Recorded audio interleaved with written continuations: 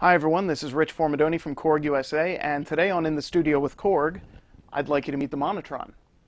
The monotron is a pocket-sized, all-analog synthesizer from Korg. It takes two AAA batteries, it has a built-in speaker, a great-sounding oscillator with an LFO, and a filter that comes directly from a very coveted classic Korg synthesizer, the MS-20. So what I'm going to do is give you a guided tour, show you what all the features are, and then I'll show you some interesting ways that you can use the monotron, including plugging an external audio source into the auxiliary input and processing it through that filter and LFO.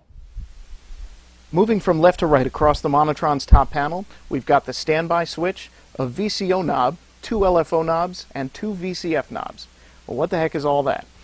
The standby switch can either be set to standby, in which case the monotron is turned off, or pitch or cutoff. And I'll go into what both of those are, but both of them mean that the monotron is turned on and ready to play.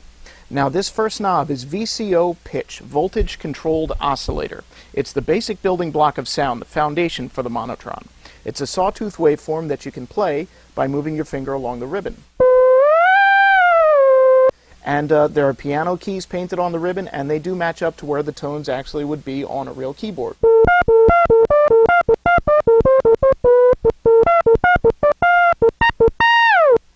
So you can play it with some great portamento effects.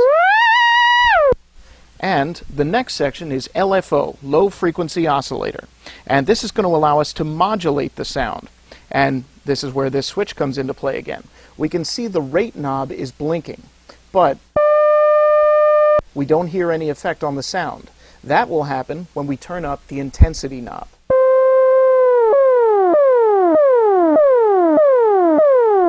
So now we can hear that it's affecting the pitch. That's because this switch right here is set to pitch modulation. If we change it to cutoff,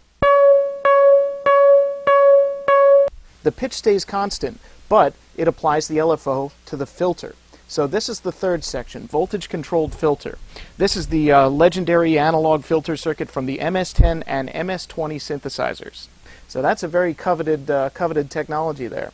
What I'm going to do is lower the LFO intensity so we don't hear it move automatically, and just raise and lower the filter cutoff so you can hear how it sounds.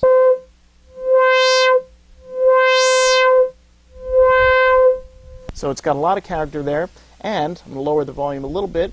If you raise the peak, it adds emphasis to the filter cutoff.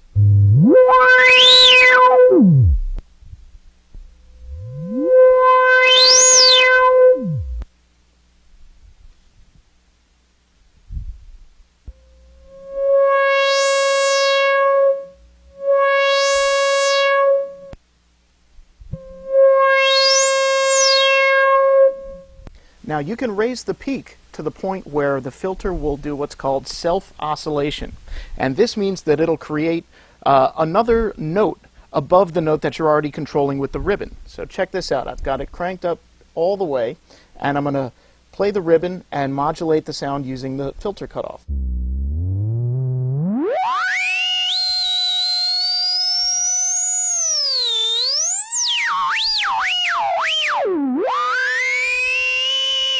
So you can hear I've got two different notes going there at the same time.